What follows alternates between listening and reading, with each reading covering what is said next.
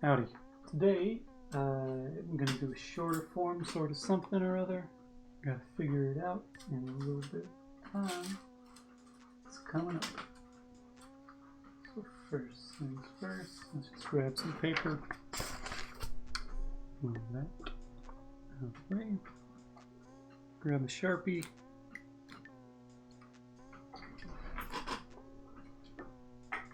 Start drawing a bit and see where it takes me. So, yesterday it was revisiting a walk cycle. Today it'll be some sort of still or shorter form sort of thing because it's Thursday and I cook with my sister Thursday evening, so I gotta clear things out so I have enough time to prep files between finishing this and doing that bit. Let's see what my most recent designs are in my store.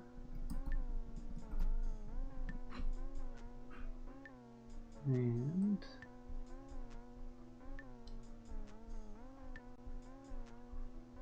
it seems like it's been a minute since I've done a shirt kind of like the one that I'm wearing. That's me advertising. Bunch of figures, so I might just do some figures.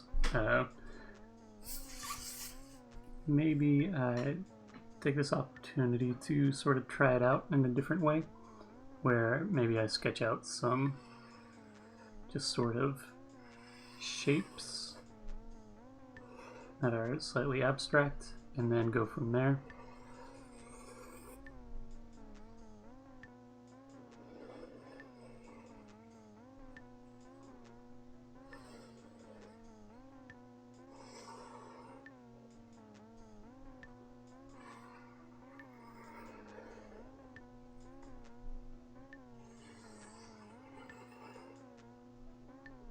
And sort of fill in the space.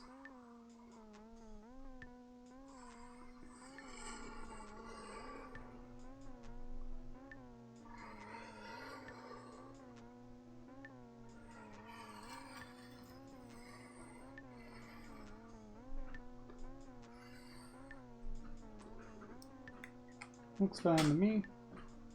Now let's grab a piece of paper.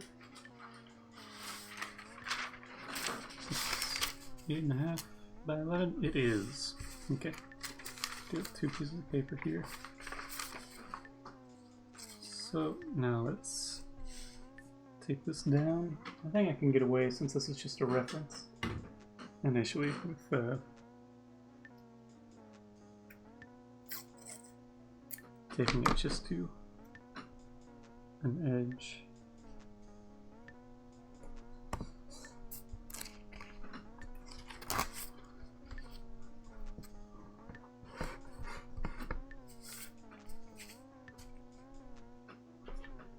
And I think it will be better if I sketch this in pencil and then come back afterwards. So, hello Humdum World, how you doing? Hope you're doing good.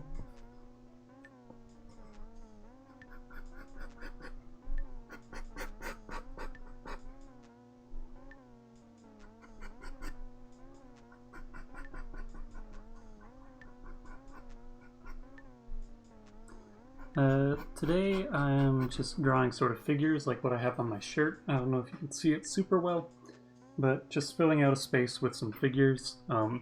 Typically I do it just drawing the figures and building it out from there, but decided that it would probably be good to try out a different method of sketching out some shapes and then having the figures fill in those spaces, seeing how that goes.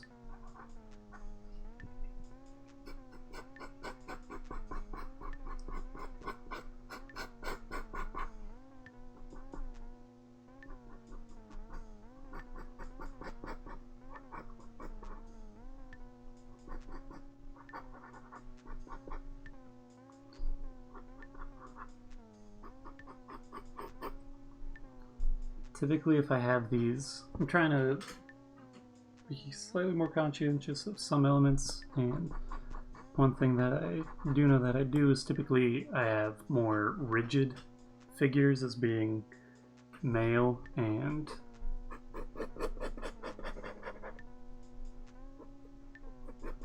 the softer, sort of curvier figures as being female. But I'm going to try and switch that up a little bit. Try to make it a little less specific at times.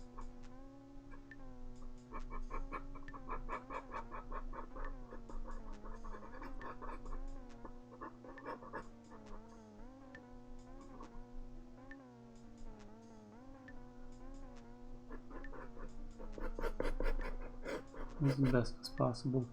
Or just slightly androgynous at times, so that it's not explicitly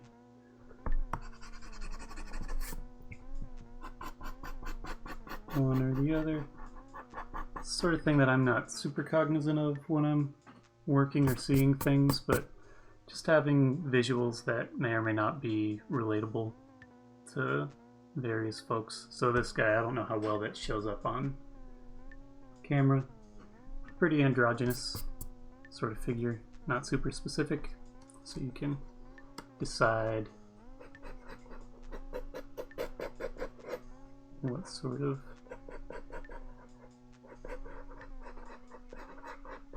identifier you have there.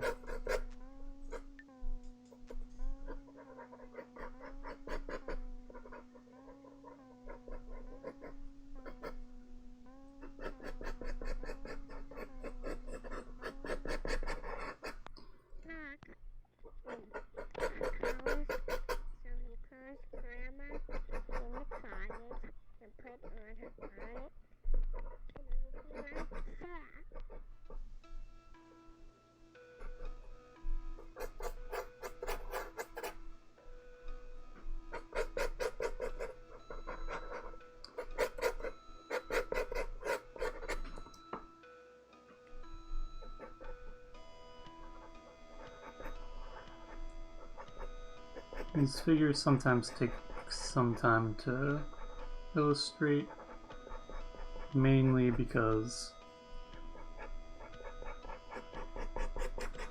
I work in solid black and white, and so when you work in solid black and white, you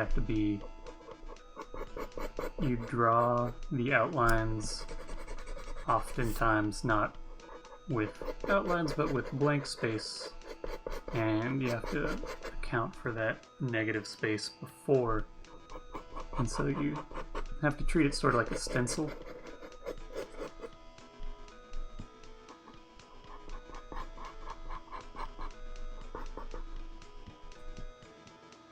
So you have to be aware of those sorts of things as you are working.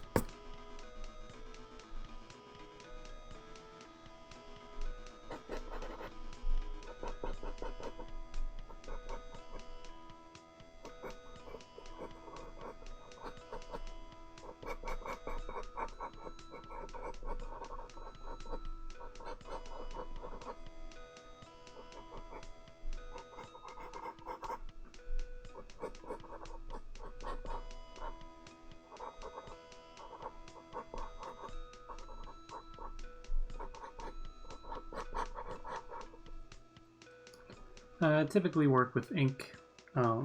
This is sketching things out because fitting in the figures takes a little bit of trial and error, and so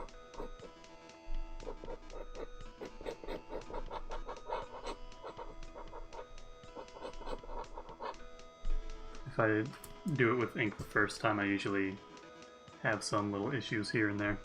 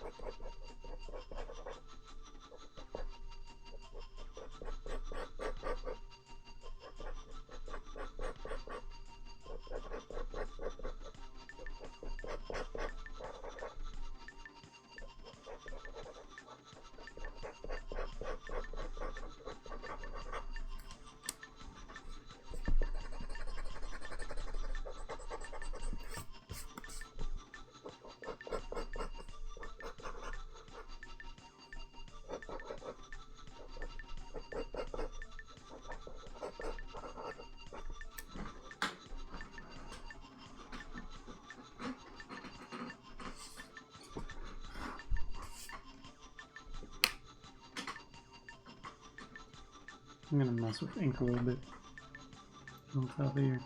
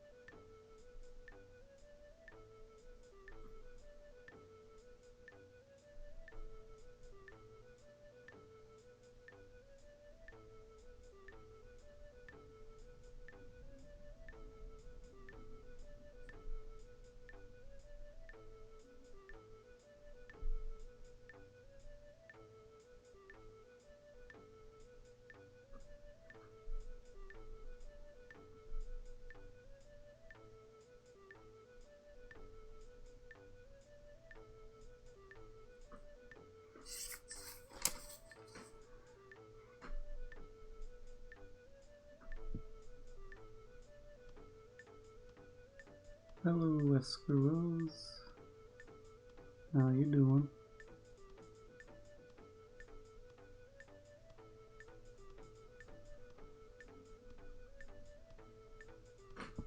I did end up listening to some Orange Juice and a little bit of Cocteau Twins.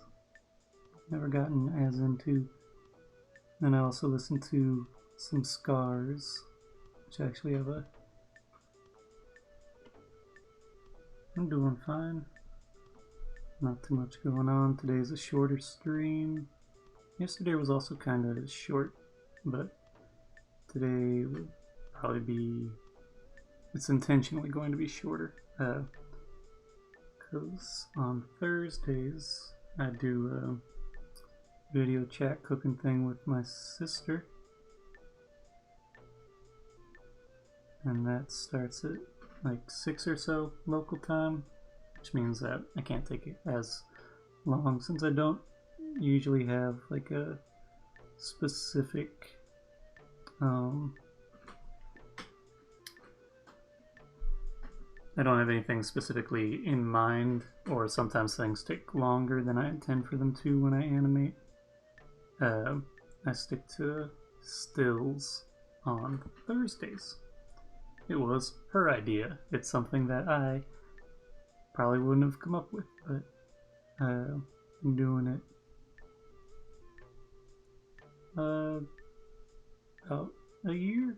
I don't know when we started, but started off a little bit more ambitious, and it's gotten a little less ambitious with what we're cooking as time's gone on, but there are still times that are a little bit more ambitious. But we're doing, I forget what it's called, but it's my brother-in-law was born in India, grew up in the States, but he's gonna show us how to cook. I forget what it's called, but it's a chickpea dish. It's like chickpea masala.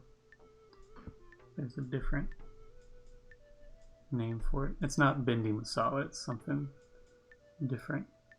But I do like bindi masala. Oh wait, no, bindi is okra. It's not dal. I have made dal before.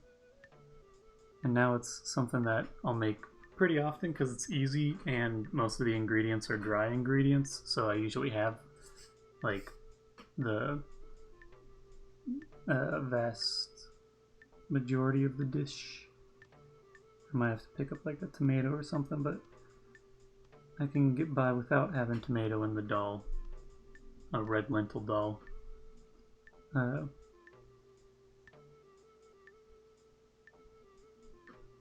do like bindi masala though. I've asked him if he ever has made it, but when I've gotten it at restaurants, a lot of the time, well, not now, but in the past when I've gone to get lunch in the Indian restaurants, I'm by myself, and that's not the best way to get Indian food. It's like going to a Chinese spot or something where it's meant to be like a family style, so that you'd get a dish and share it. But I get bindi masala, and then I just would, place that I got, it was good, but it was fried, and I ate a lot of fried okra and did not feel physically great afterwards, but it was tasty.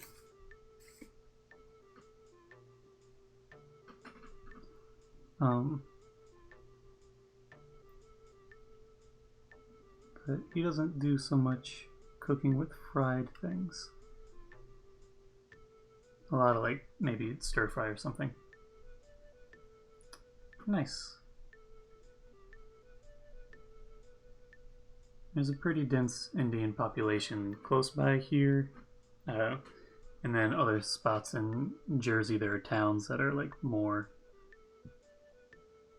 specifically like Indian communities, but they're like starting into being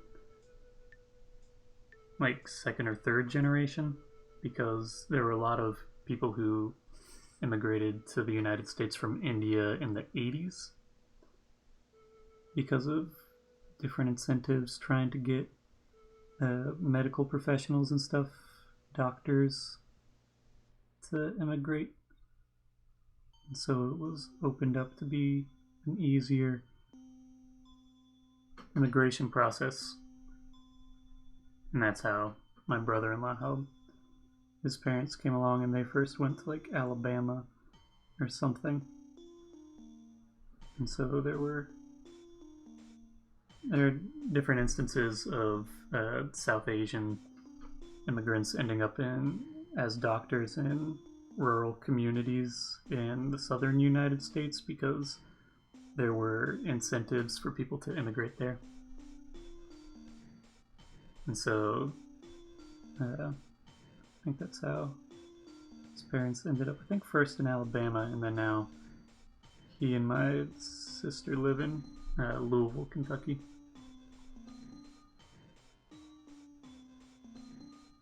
But he does a lot of cooking using stovetop pressure cooker, which they bought one for when they visited up this way, and so now there's one here, and it's nice. I mostly use it for rice, and I've tried cooking chicken in it at times, and it works okay, but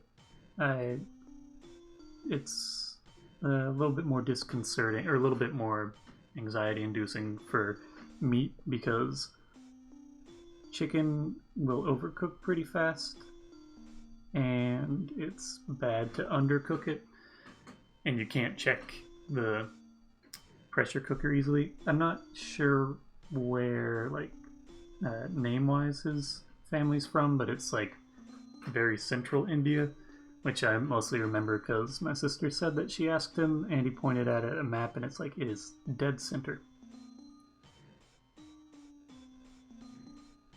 And he was born there, and he can understand Hindi and speak it a little bit, but his mom is like, I can't understand your accent.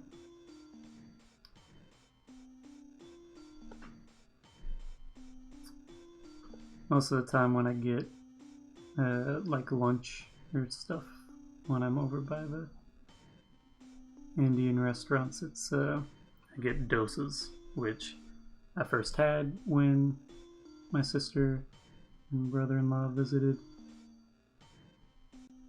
and I had no idea how to eat it. It's a paper dosa or something. It's one I didn't know after the fact that you can like roll, or there are different doses that you can get, different sort of formats to them, but these are like, to me it looked like a giant burrito. That was my reference point, or a giant wrap, and I did not know how to eat it, so I went at it with like a fork and knife. So I was like, this is a lot, and I also did not know what to order, so I ended up getting a masala dosa, and that's my go-to. You can get a cup of soup with it. I end up talking about getting Indian food kind of often, but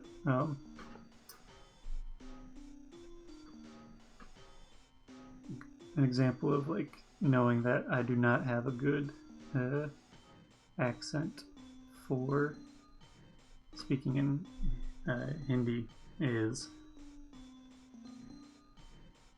what was it? That you get your dosa, and then they've got the soup that's to the side.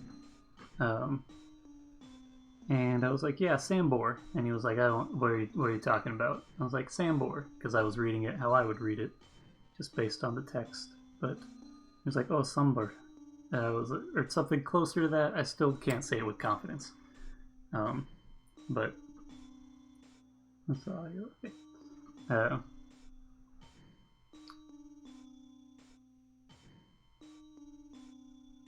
Yeah. He's a mechanical engineer, and I talked to him about process-based things or more technical aspects, and that's when my sister just sort of tunes out.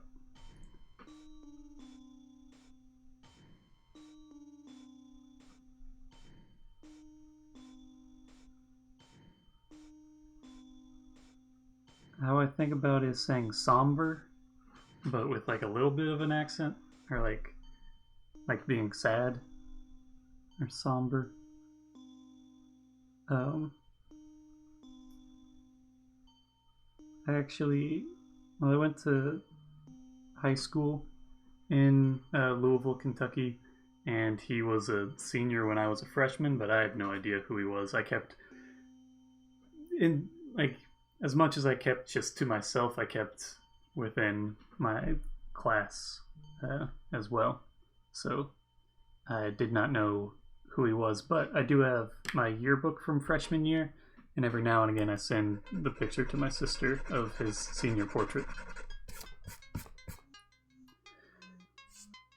I'm wary of having too much confidence because I think that it might be different for different people, but in my mind, like, if you're overly confident with something wrong, it's more embarrassing than being hesitant and being a little bit off. But that might just be my personality, and so I'd rather be like somber and be like, oh yes, that. Now I know how to eat it. Rip, grab, dip it in the chutneys.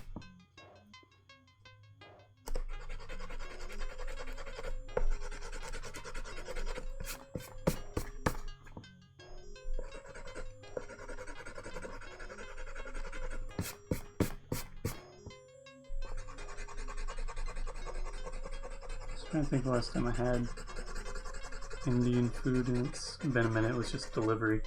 I will say that I've learned that I much prefer a dosa in restaurant as opposed to delivery because it's like the thin, crispy dough to it. And as soon as you put it in a takeout container, it starts to sweat because it starts to condensate all the moisture, because there's a decent amount of moisture in the filling when you're getting a potato filling.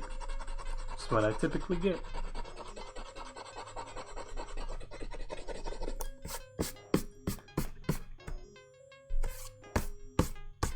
Yeah.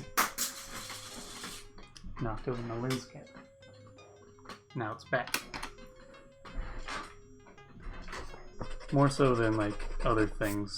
There's some stuff that... There's a lot of Indian food that is fine to get for takeout because it's a curry or something like that. And it's got a sauce, and so it's not so crispy, but then there are other things that... In any cuisine, you got it.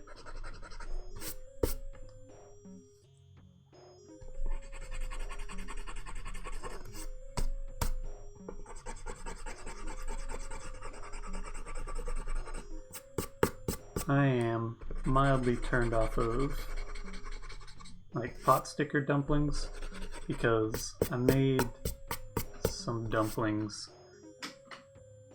earlier this year, pork and shrimp, and ate some like night of making them and then froze the other ones and then tried to cook it for later, and I did not allot enough time to cook it. Just like a pan-fried dumpling, like a Chinese sort of dumpling, like a Chinese-American dumpling. I'm never 100% sure how to discern subtle differences in what I perceive to be subtle differences in like anything. Anyways, but it was pork shrimp dumplings, and I did not cook it through, and I got food poisoning to myself. First time in my life I've gotten it. Not fun. Threw up for about a day, and then just was very sweaty, tired, but got over it. So a little hesitant on getting back into dumplings, but it was all my fault, just an associative thing. When was it? I don't know, but somewhere in my live streams you can jump back on YouTube, and I think it's there, where I'm just like, it's a much shorter one because I skipped like 2 days of streaming for that, but then I was like, I'm back, and then once I sat up for a while and was like working on something, I'm like, not quite. So I just did some like simpler things that day. What does this look like? I'm gonna fill the solids of this in digitally, just because it saves a lot of time.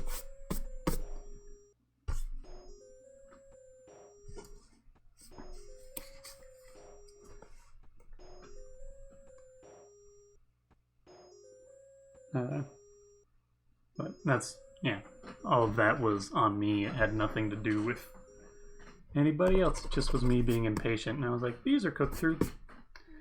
I am based in New Jersey, outside of Manhattan, but I have not been going into the city with the same frequency that I did. Well, a year ago I was staying home, but in previous years, Jersey City, New Jersey, I like it. It's close to the city, but outside of it, and pretty diverse sort of area. There's a lot of, if you go further, like, it's weird seeing how different, not weird, but it's interesting seeing how different neighborhoods form. So, like, there's a lot of Egyptian immigrants, like in that sort of neighborhood, and then you get further that way, there's a lot of Filipino folks, and then a lot of Indian. It's a pretty diverse sort of neighborhood area.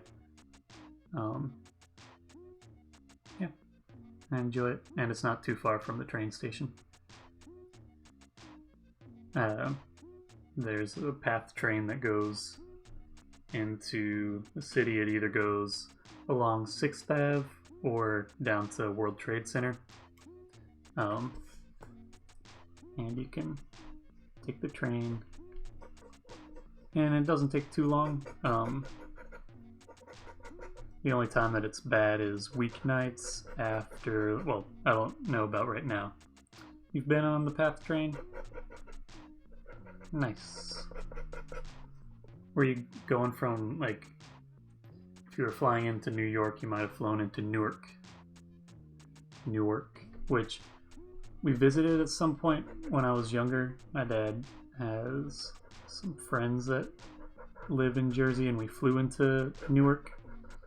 But I wasn't familiar with what Newark was at all, and so I was like, they spelled New York wrong, because I was young and didn't understand. So, like, let's see. If Manhattan's up here, that's New York. Let me draw this pen.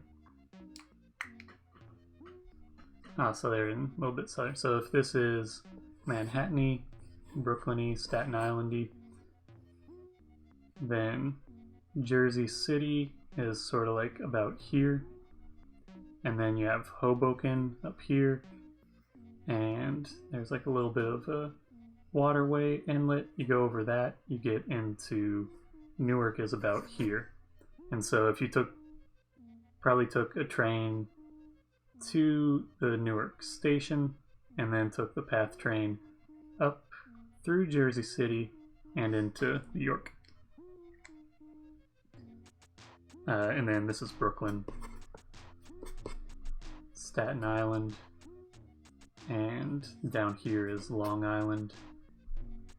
Up over here, you got Queens. And then you have Harlem, and then further up you got the Bronx. So let's see, 1, 2, 3, 1, 2, 3, 4, 5. Am I counting wrong? No. Yeah, those are the 5 boroughs. So if you're talking about like Manhattan, you're about equidistant if you're in Jersey City versus Brooklyn, and then Hoboken is a little bit further up. Most people that I know live in Brooklyn, because the only people I know who live in Manhattan are people who are either like pretty far north, some folks that end up in Harlem, Uh,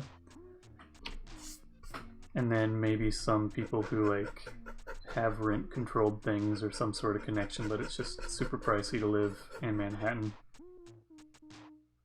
For 6 months, I've never gone internationally for more than like a couple weeks, like 2 weeks, and whenever it's that, it's like a joint effort.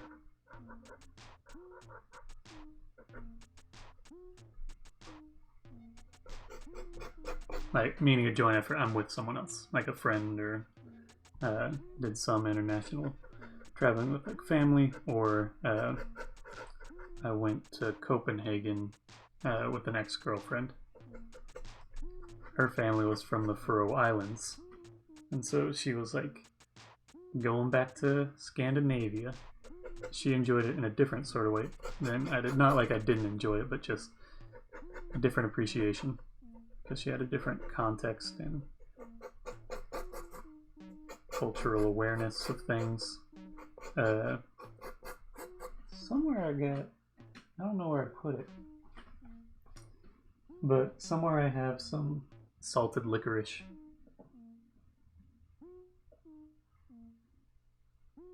That makes sense. Have you been anywhere else in the US?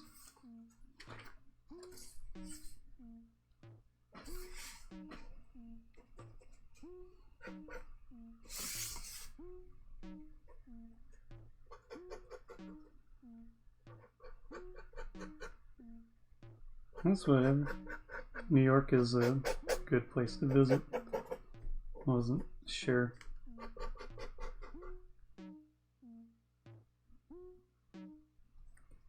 I don't know La Jolla. La Jolla.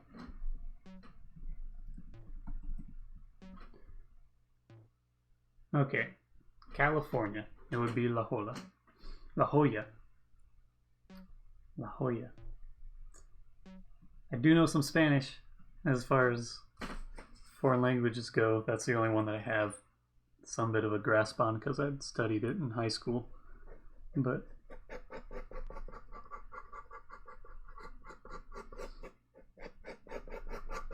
every now and again, there are some folks who watch that speak primarily Spanish, and I try to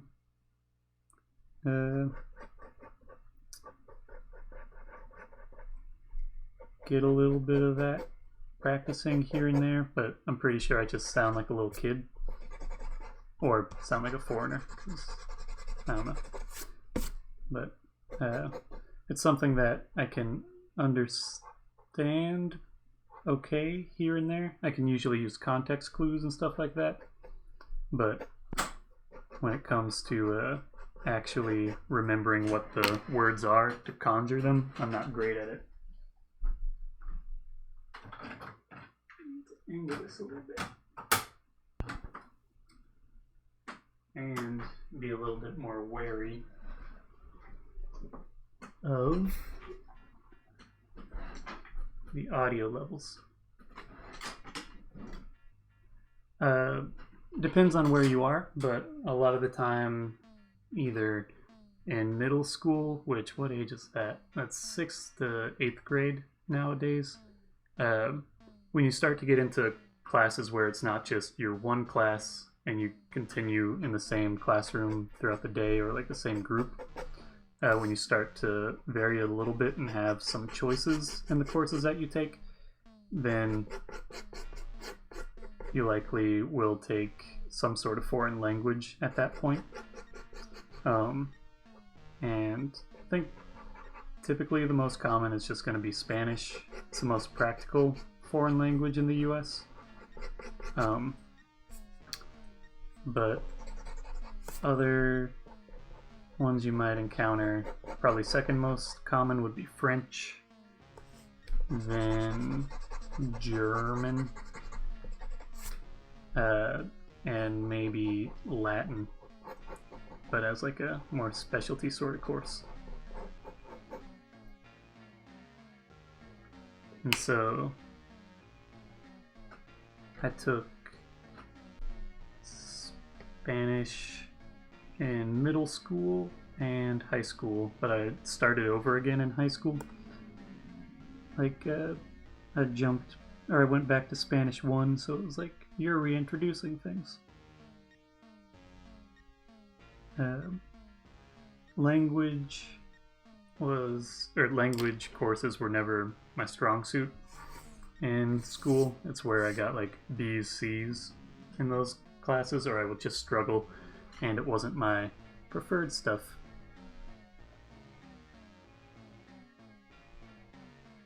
The laws are all in Latin? I didn't know that.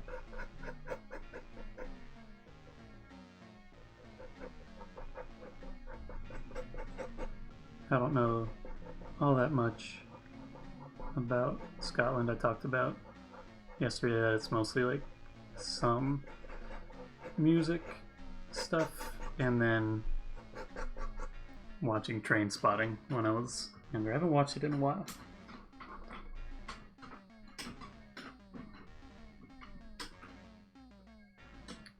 I do watch some various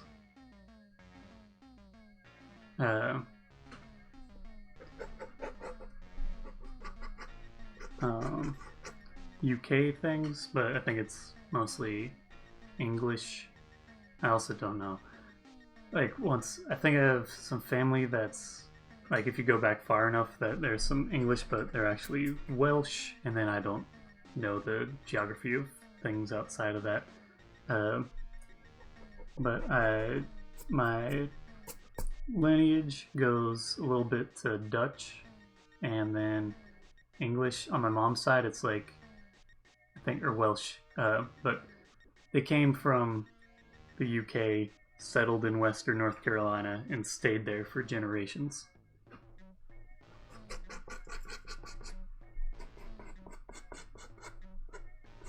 Appalachian.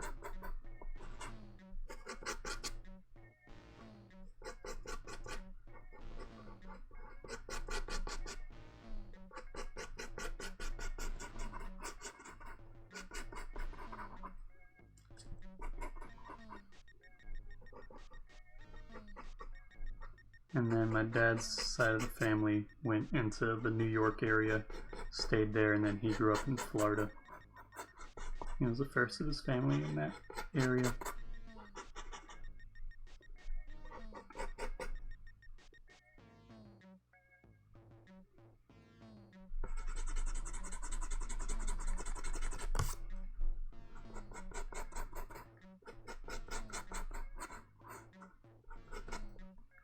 I was gonna be like, oh wait, I watched a Scottish sitcom-ish thing, but it's Irish. I watched Moon Boy and enjoyed that. It's like a pretty low stakes sort of thing. I forget, Chris O'Dowell, is that his name? The comedian actor.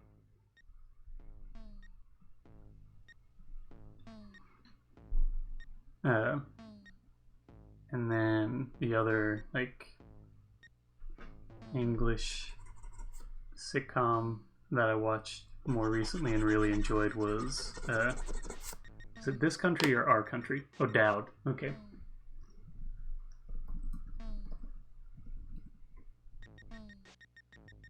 This Country.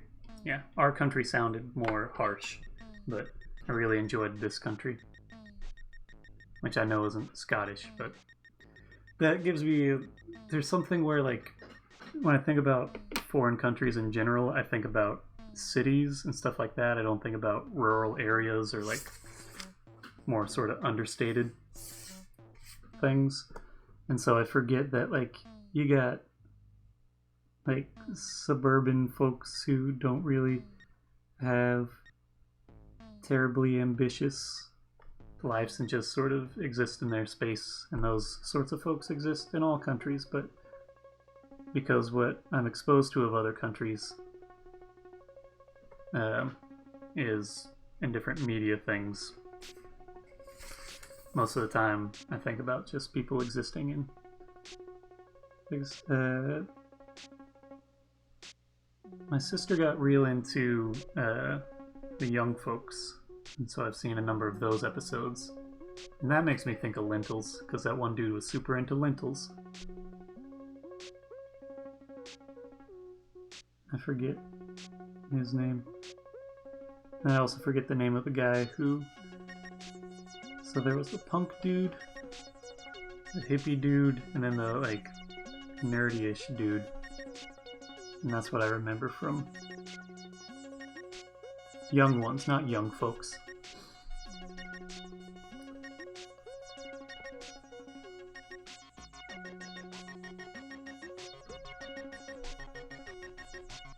But it tripped me up with the, like, nerdier sort of dude when he has something of a lisp, or like a distinctive speaking thing to it, but then he did an American accent and it was like gone, and I was like, wait, it doesn't translate? Trying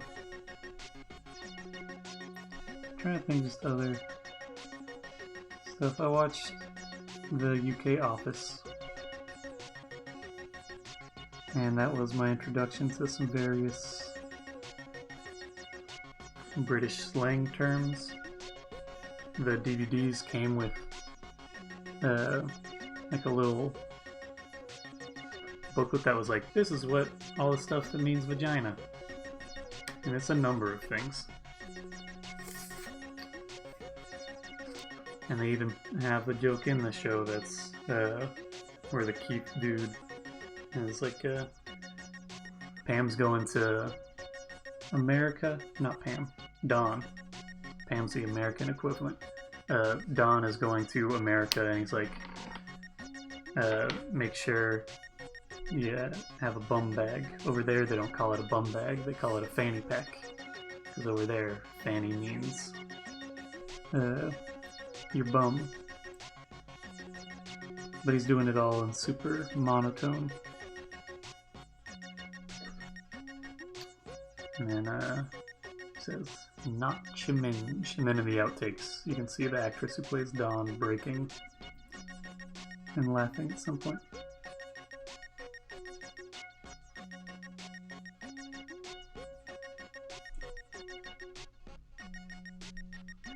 And then I also watched, what was a follow-up thing called Extras. I did not watch Ricky Gervais's comedy things following those.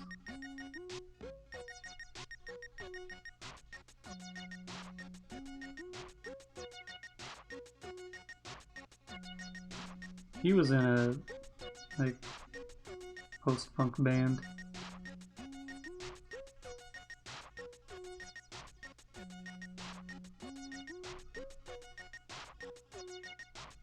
Called Shauna Dancing, I think.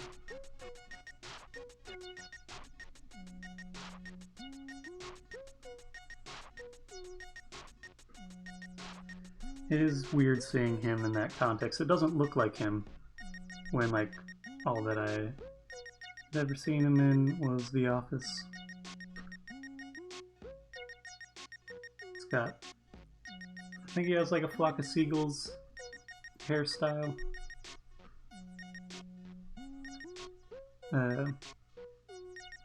Which was just something that my sister told me, but I never actually looked into the, like, validity of it. But for the Flock of Seagulls, like, straight flat down bit, that came about because the guy was like trying to hairspray his hair up, and then a guy just came over and like knocked it down as a joke, and he was like, I'm just keeping it that way. It's a nice little narrative story. Don't know if it's the truth, but it's a nice little bit.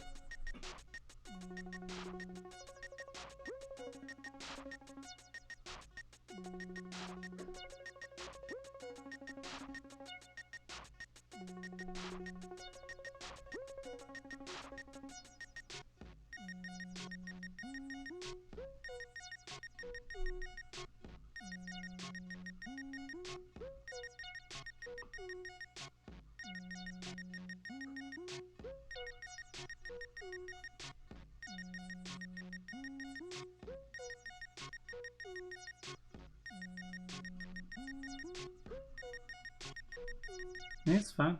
I'll let you enjoy your food.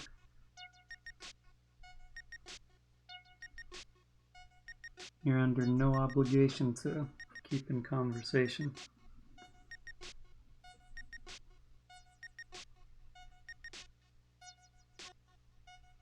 So like 6 hours ahead there?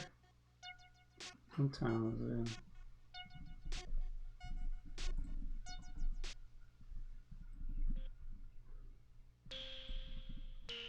Okay, you're 4 hours ahead, but I don't know if that is... We just went into daylight savings time stuff, and so like 3 weeks ago, 2 weeks ago. Anyway, skipped ahead. I don't know if you practiced that.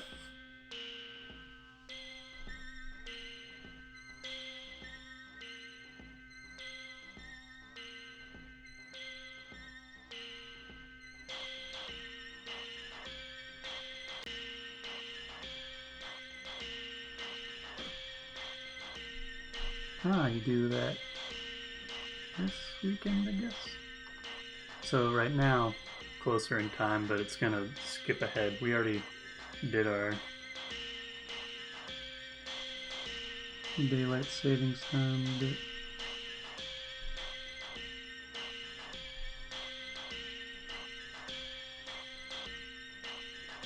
So that's something if you're wanting to keep up with watching. I'm going to be starting slightly different time for you.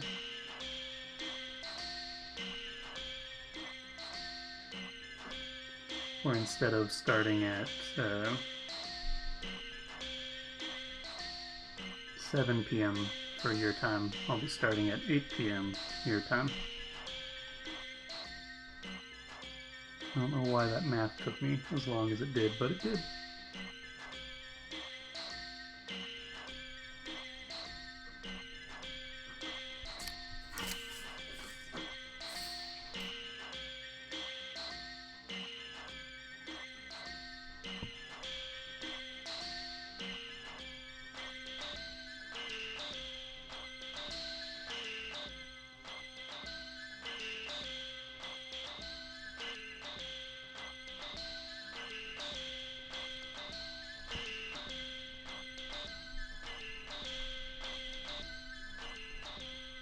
You're here at 8 today, so it's not a terrible difference.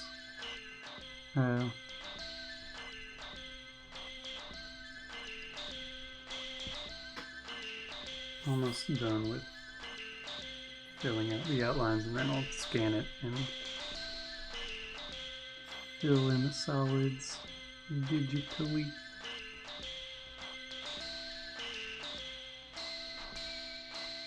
There are certain words that I feel like I might have something more of an accent, or just when I was younger I had some issues with speech things, and some of them are still mildly present, but I would say I had trouble with S's and R's. Let's say them as F and A.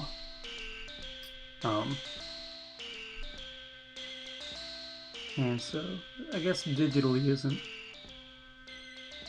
the best example of that, but it is a word that if I say it quickly it feels like I'm just garbling some stuff together.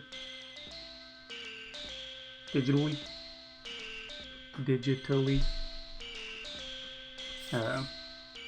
I used to say F and R.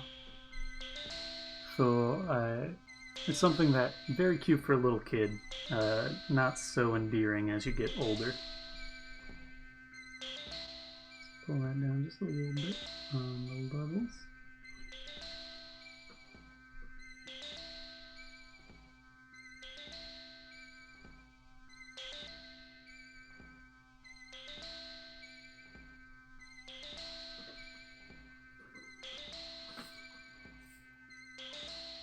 Digitally. Every now and again I catch myself going in with the and the s in certain words, and then I just have to give myself like little cleanser. Ah, in that way. Or that's how I go about it.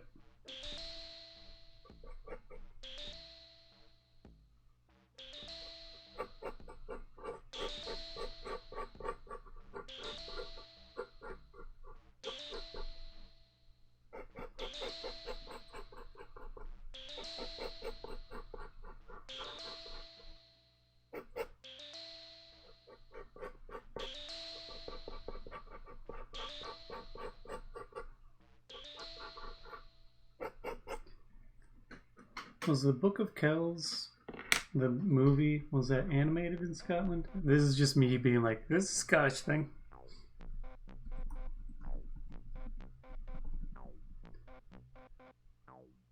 It's Irish, French, Belgian.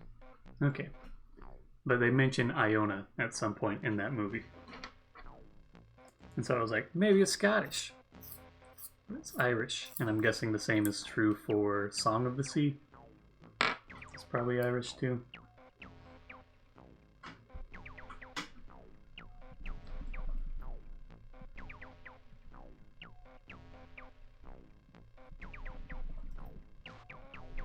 Let's see.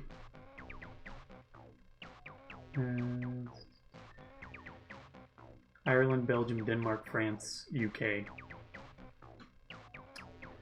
Book of Kells is it's a nice movie. Or Secret of Kells, not Book of Kells. Secret of Kells is the movie, but it takes a lot of visual sort of inspiration from illuminated manuscripts and stuff, things that would have come from the Book of Kells. It's a very pretty movie. And then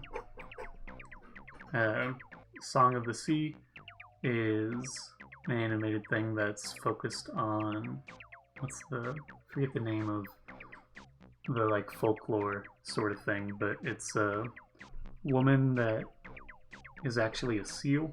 Let me just go back to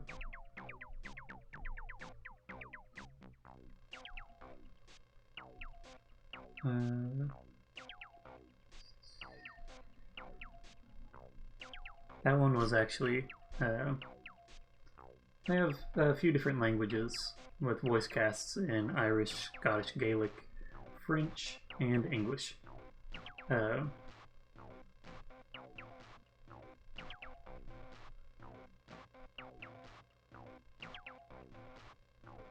Selkie, that's what it's called. The creature. But talking about Moon Boy, the main kid there, the main character, is in the English cast voiced by the same actor as in Moon Boy.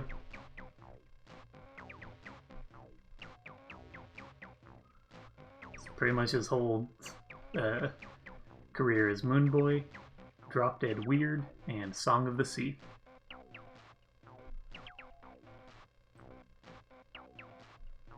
And then Brendan Gleeson is the Irish person for that.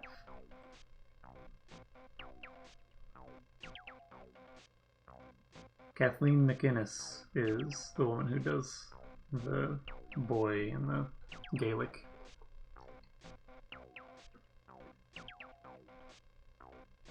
Selkie.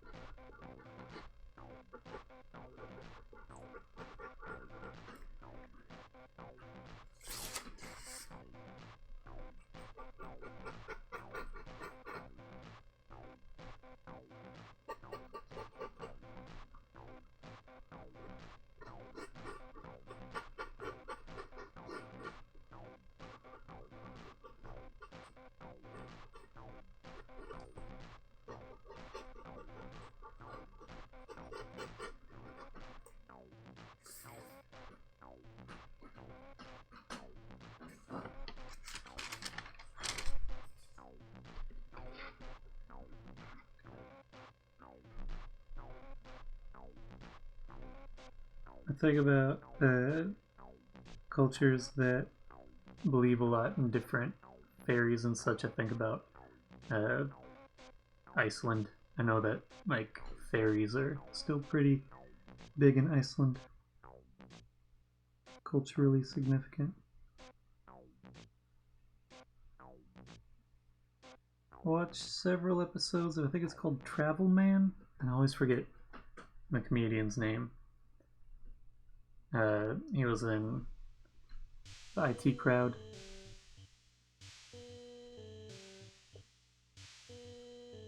But anyway, they go to Iceland and they talk to someone who's like a fairy scholar. Yep, Richard. I forget how to say his name. I feel very guilty about it. But he goes to Iceland and they meet with a like fairy scholar, and he just is like, "This is dumb," the whole time. Really enjoy the episode where he goes to Ibiza because he seems like he just hates it. He just hates it. It is not for that dude. But the woman that he goes there with seems to enjoy it. Where he's like, this is dumb hippie party stuff that's not for him.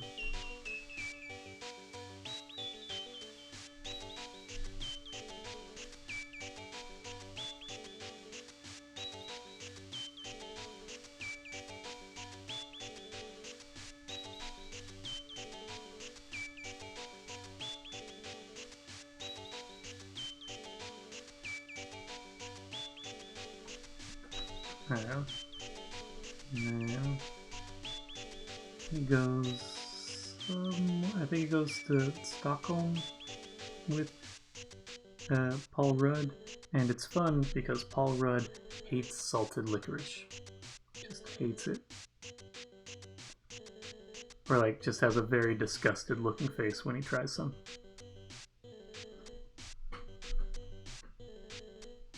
Never been to Greece. As far as European countries are concerned, I've been to, the most recent was Iceland, which was a family trip. Then before that was Copenhagen, Italy.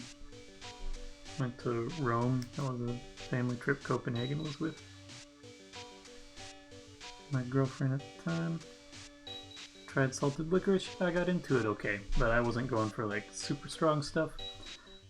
I think it's, I forget what it is that goes into it, but it started off as being like a throat lozenge sort of thing, like for when your throat is sore. I have to have some around somewhere. I'll try and find it. My sister sent some for Christmas because she knew that I enjoyed it. Not true of my dad. Not a salted licorice person.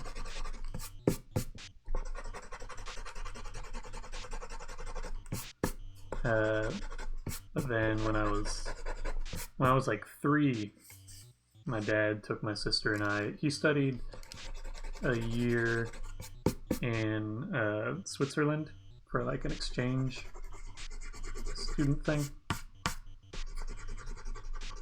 and that was when he was in college, and so my sister, her sort of not legally but ceremonially, her godparents are Swiss. Not a licorice person. I like it fine. But so when my dad, at a certain time, his friend and my sister's godparent from in Switzerland was like, we'd like to see her now that she's like, I guess she would have been like 7 or 8 at the time. Depends what time of the year we went. But so we went then, and all I remember is like some chocolate and really enjoying Pingu. That's like one of the few Swiss like media properties. A little animated penguin guy. And it's weird that like my context for it was like very specific, and then he's become something of a meme figure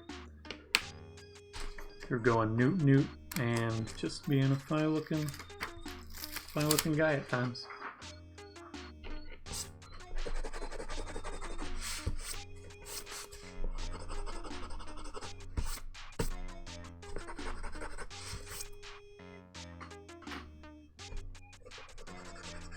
Somewhere up here, somewhere I have a Pingu book.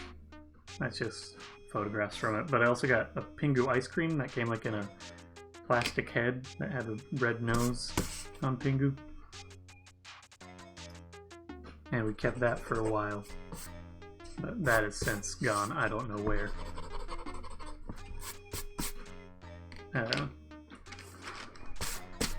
Let's scan this. Looks clean enough.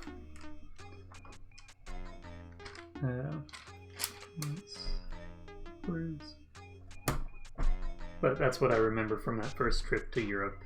And that was pretty much all in Switzerland and a tiny bit in Germany. Let's unplug and plug this up. But second time we went to London. I remember that was the first time I had ever been anywhere when we went to Harrods that you couldn't, it wasn't purely public restrooms. You had to pay a fee to get in.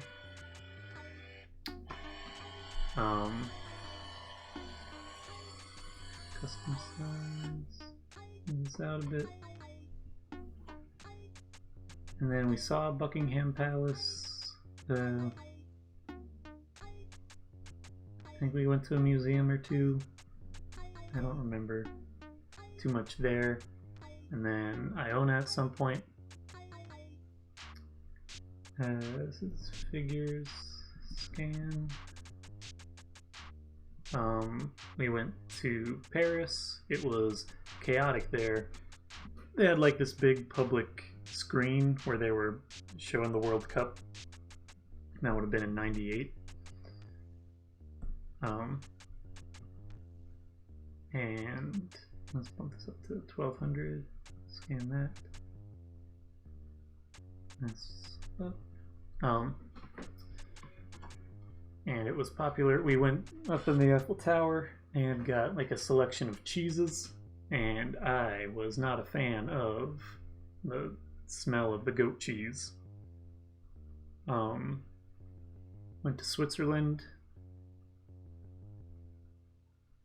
You are 1 or 2 years younger than me.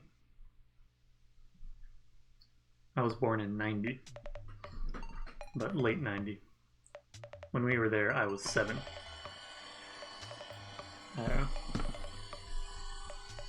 Because we went in the summer of '98.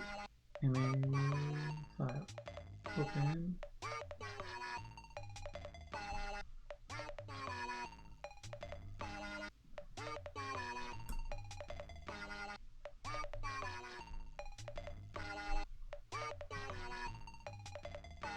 Let's pull this down on the black.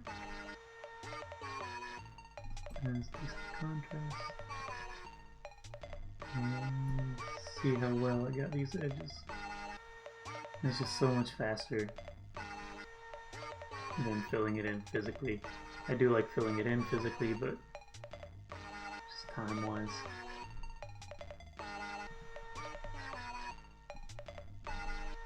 Is this pencil?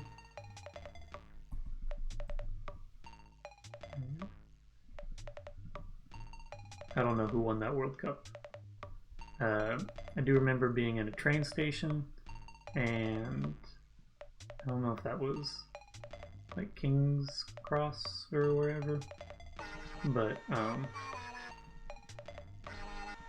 that at McDonald's I had never seen sugar cubes in like a fat. Well, I don't think I had seen sugar cubes outright before that, because it just always was either sugar packets or like just loose sugar that you can use in that way. But that they had little sugar cubes that were wrapped individually. I think the Harry Potter one, that's the reason that I have any name for it, but I think it was a train station in London.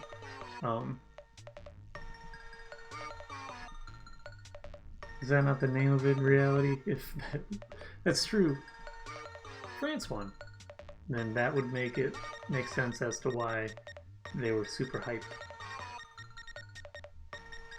in Paris when they were playing, so probably were doing well.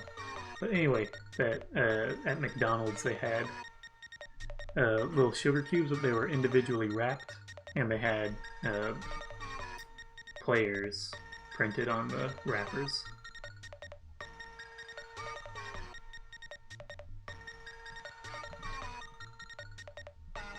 The only time that I paid attention recently to any sort of World Cup thing was a couple years ago.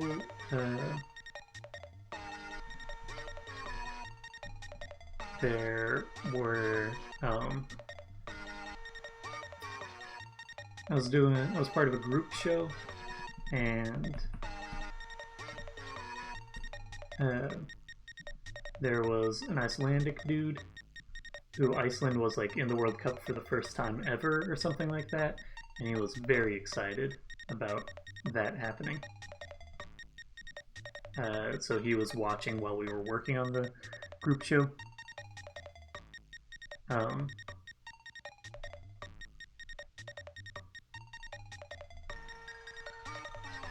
And then some other, it might have been the same World Cup, but Colombia was doing very well, and I knew someone who's Colombian, and I went and watched a game at like a bar that had a bunch of Colombian folks watching the game. And I enjoy watching soccer here and there, football. I'm fine watching sports, I just don't watch them all that much. And I do not follow teams in any way.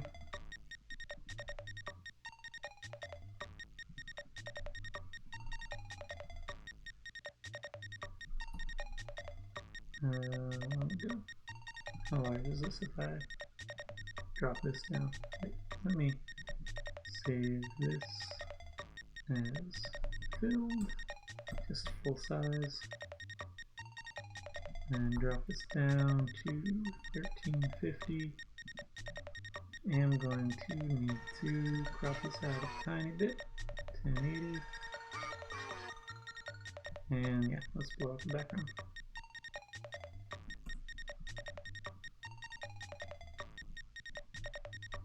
I forget what I was saying. Yeah, I completely lost track of that. Okay, this is Insta. So let's just show that generally full scale here. Browse. Where else did we go? Saw Monet's garden, but that was on the way out when we were leaving. My sister read some book when she was younger.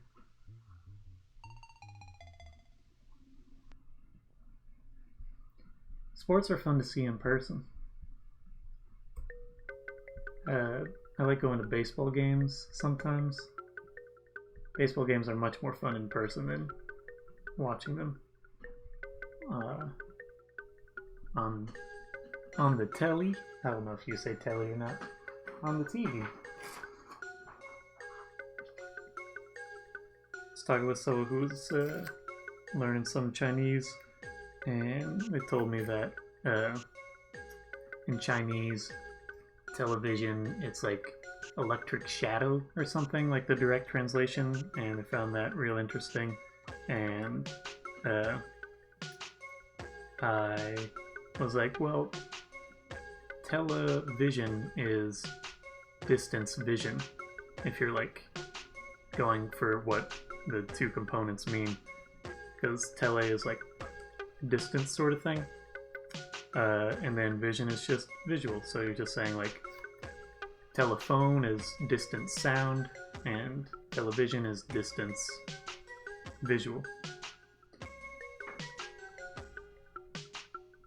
That's something that I can talk about. I'll go through telephoto lens, distance photo lens. There's a point in time where, like, in learning some different Britishisms, that I was like, that's dumb, and then I think about the American English equivalent. Is I don't see. I spell things wrong a bunch. What was I thinking? Oh, but like, I was like, a lift? No, it's called an elevator. And I was like, that is a longer way to describe the same action. Or like boot of the car, and it's like, no, it's trunk. It's like, it doesn't make more sense. It's just a different terminology. But just it's unfamiliar, so it sounds less correct. But if you're actually breaking it down into what it means and how you learn about it from an outside sort of second, a path and a sidewalk are sort of different. A sidewalk means that it would be paved and on the side of the road. You wouldn't say sidewalk for even a paved pathway that's not next to a road. It could connect to like an existing sidewalk, but the only thing about sidewalks is being paved.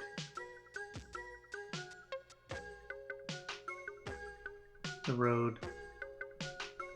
I don't know where the term the loo comes from. Bathroom, toilet. Rarely would you say water closet. That's just something where it's like, oh, I guess you call it a pavement, you call it a road. It is pavement. It's a paved road.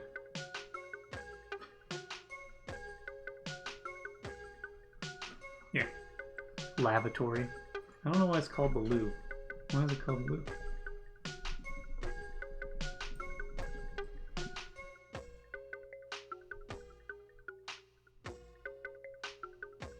Okay, it comes from a French term. Gardez l'eau, which means watch out for the water. Then British adopted it, shortened it to Gardyloo, and then just loo. And it was applied to the toilet itself. That's what it came up when I searched in Google. A pair of pants, trousers. Jeans are a specific thing. Trousers are nicer than jeans. A little bit more formal than pants. I like looking up stuff as to why things are the way they are, because there's pretty consistently a reason for it. I'm going to throw out my links now. If you want to buy this drawing that I just did, other drawings, or things that I have available as merchandise, you can go to traceloops.com/store. If you want to watch this live stream in full at a later point in time, or previous live streams, as well as some other medium to long form content, you can go to YouTube and search for Traceloops. It's youtube.com/Traceloops. That's the name of the channel. If you want to follow me on other platforms, you can also follow me on Instagram and TikTok. Same username there, Traceloops. If you are not shipping within the US but still want to purchase something, you can email me and I'll work with you to get a appropriate price for the shipping and such. Or if you just have general questions or looking to commission something, you can go to Traceloop, or you can email me, traceloops@traceloops.com. There's also a link to a Discord server in the links in the chat right now. I'm pointing this way, but I think I actually have to point that way in the camera, and I have not grasped that directionally. My computer's over here. Yeah, I'm gonna now just draw a tiny version of what represents this. drawing that I did today. I'll use this guy. Let's make it so you can see me do it. Let's turn off this image and let's get tighter in. Where's this guy? Right here.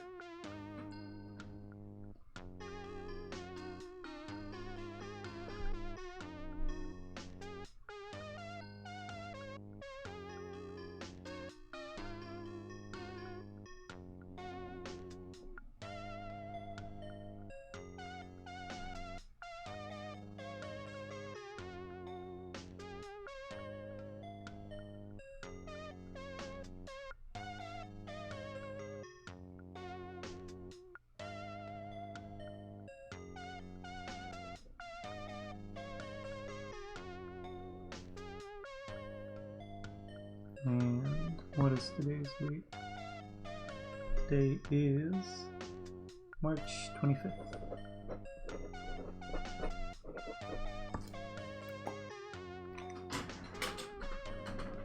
Let's get a little capsule.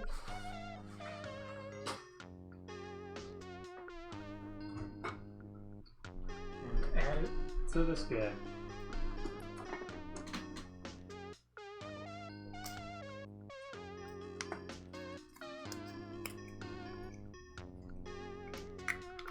These little guys are called acorn capsules because they're shaped like an acorn.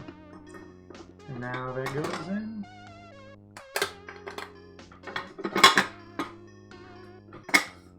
It's a little dusty. Goes in there, and I'll do a drawing. I guess Saturday maybe? To see what shirt gets produced. And I'll just keep adding to that as time goes on.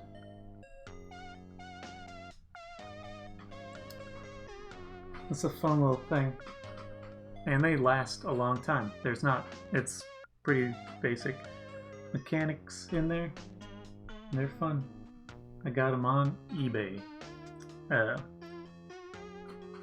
And where do it's got an interesting locking mechanism up top, which I just have pulled out for the time being, but and then you twist it in, tighten it, and let it out, and then you can't undo it. I like the mechanics of things. Okay, thank you for watching. Hope that you enjoyed or continue to enjoy your curry, pesca, and that's about it. I don't have anything else. If you have any last minute questions, concerns, comments, etc., you can throw them in there. I'm gonna stop the feed, but I'll leave Twitch up for a moment so I can tippity type in there. So I'll be back tomorrow, and then I won't be streaming Saturday or Sunday. Saturday, I guess I'll do a pretty limited selection for choosing the shirt, but I do have to use a coin. You know what? I'll just show you it working, and then I'll throw it back in top. It takes quarters. So I have some quarters that I've set aside over here. I'll show you the basic mechanics. So there's like something of a switch inside here, and when you push the quarter down in there, I don't know how much you can see. Let me pull up my thing again. Boop, boop, boop. I'll enlarge. I'm gonna stop.